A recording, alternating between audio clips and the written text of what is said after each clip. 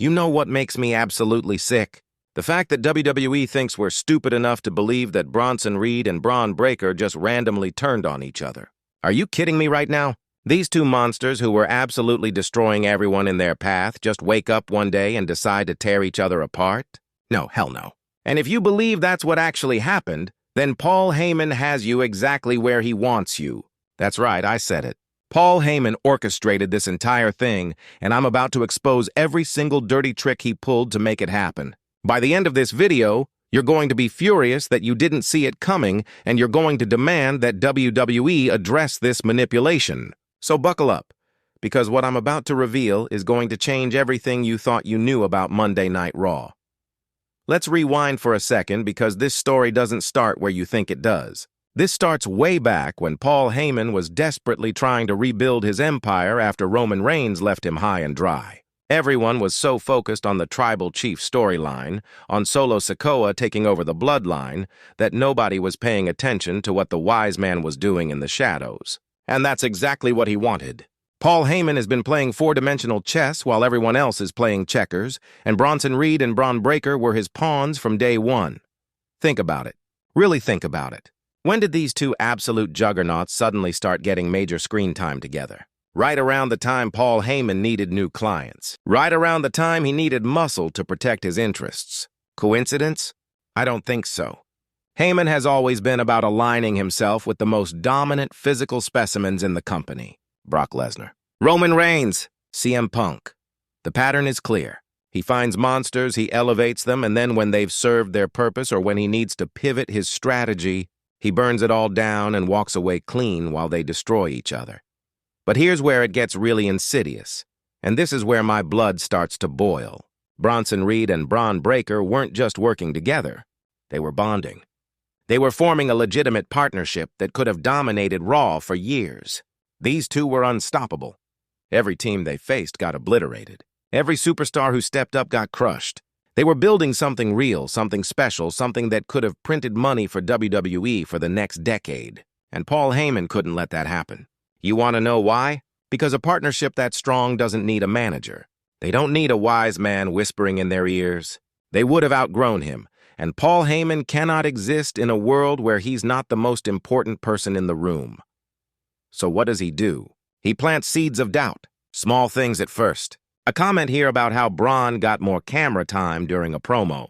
A subtle observation there about how Bronson's tsunami splash gets bigger reactions than Braun's spear. Little psychological needles that start to fester.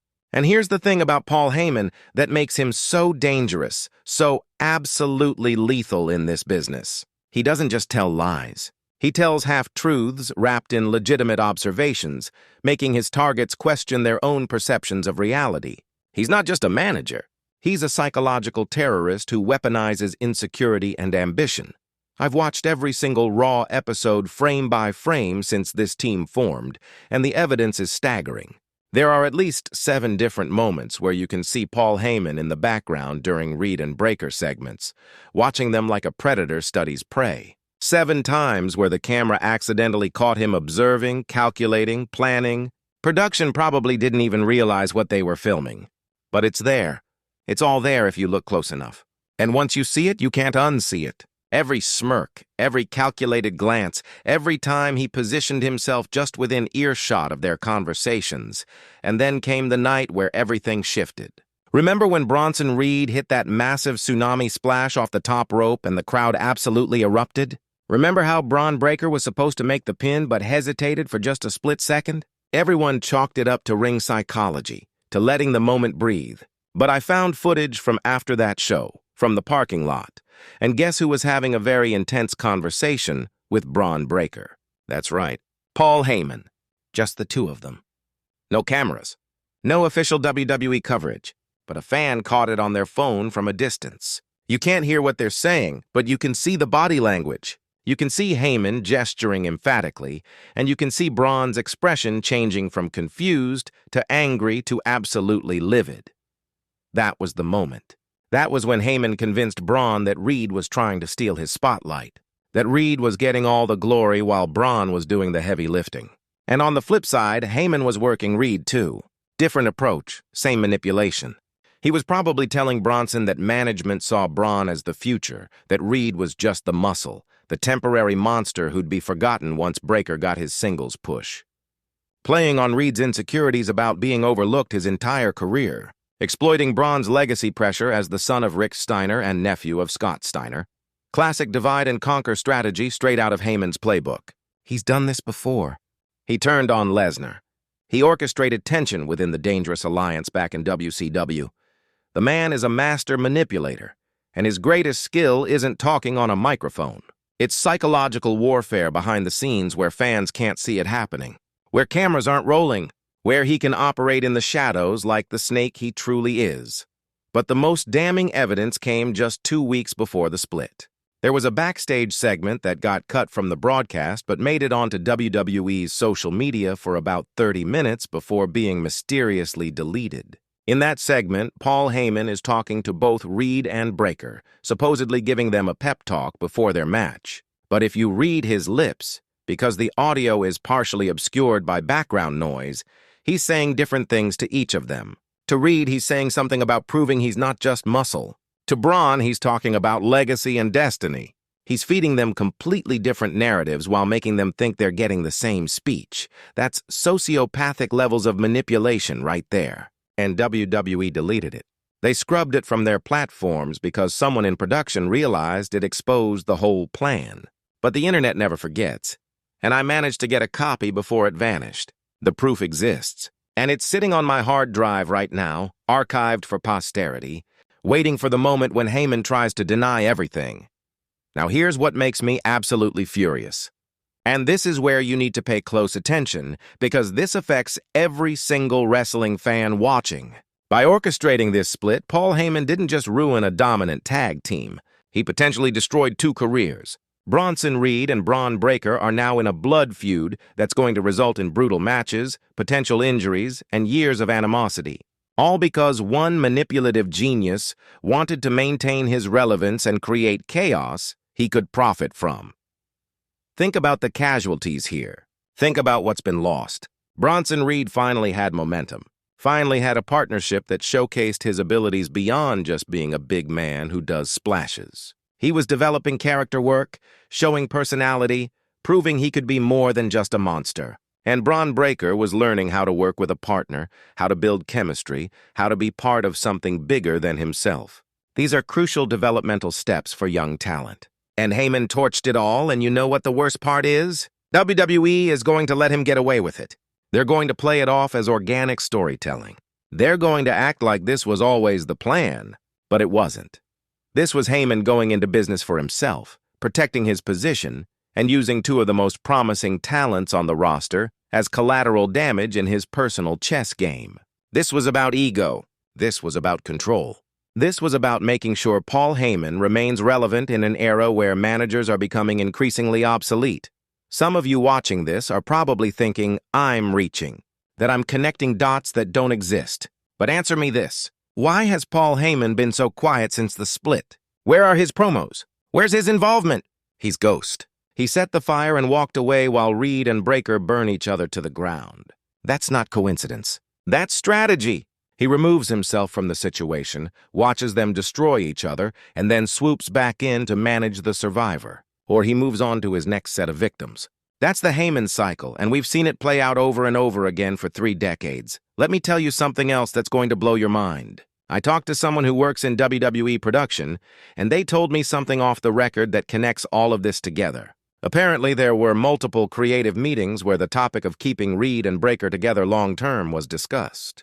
Triple H was reportedly high on the team. Other producers loved what they were doing, but there was consistent pushback from one person who had Triple H's ear. One person who kept suggesting that both men would be better served as singles competitors. Can you guess who that was? Paul Heyman. The man literally talked his way into destroying the team he helped create. And here's the kicker. My source told me that Heyman's reasoning in these meetings was always couched in concern for the talent. He'd say things like he worried they'd become dependent on each other, that they'd be typecast as tag team guys, that their individual star power would diminish. Classic Heyman. Weaponizing legitimate concerns to serve his own agenda. Because here's what he really wanted. He wanted them at each other's throats so he could position himself as the only person who could control the chaos. So he could make himself indispensable again. This is bigger than just one storyline. This is about the most dangerous man in professional wrestling continuing to operate with zero accountability. Paul Heyman has spent 30 years perfecting the art of manipulation, both in storylines and in real life. And the line between the two has become so blurred that we can't tell where the character ends and the real person begins. And that's exactly how he wants it. The ambiguity is his shield. The confusion is his weapon. Let's talk about the pattern of destruction Heyman leaves in his wake. CM Punk's relationship with WWE imploded partially because of Heyman's machinations. Brock Lesnar disappeared for months after their partnership ended. Even Roman Reigns, the biggest star in the company, had to literally kick Heyman out to fully embrace his evolution. Everyone who works with Paul Heyman eventually realizes they've been used. But by then, the damage is done. The relationships are fractured. The trust is broken, and Heyman is already 3 steps ahead, cultivating his next victims. And you want to know what's truly diabolical about all of this? Heyman knows we know. He's counting on fans like us connecting these dots because it adds to his mystique. It reinforces his image as a genius manipulator. He's working us just like he worked Reed and Breaker. The difference is we can see the game being played. We can expose it. We can refuse to let him control the narrative anymore. Look at what happened in their matches after the split started brewing. Suddenly, there were miscommunications. Suddenly, there were near falls that shouldn't have happened. Suddenly, their once flawless teamwork started showing cracks. And who was at ringside during several of these matches? Who was there to witness the dissolution he orchestrated? Paul Heyman, watching his handiwork unfold with that smug expression on his face, probably taking mental notes for his next victim. I want to bring up something that hasn't been discussed enough.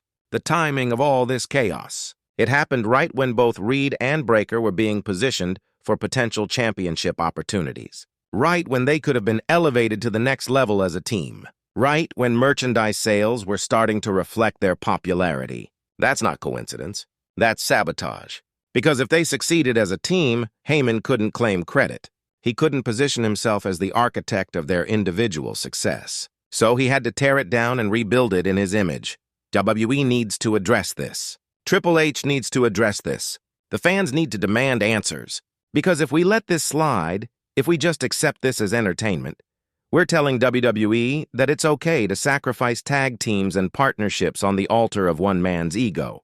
We're telling them that psychological manipulation storylines are acceptable even when they destroy real chemistry between performers who could have made history together.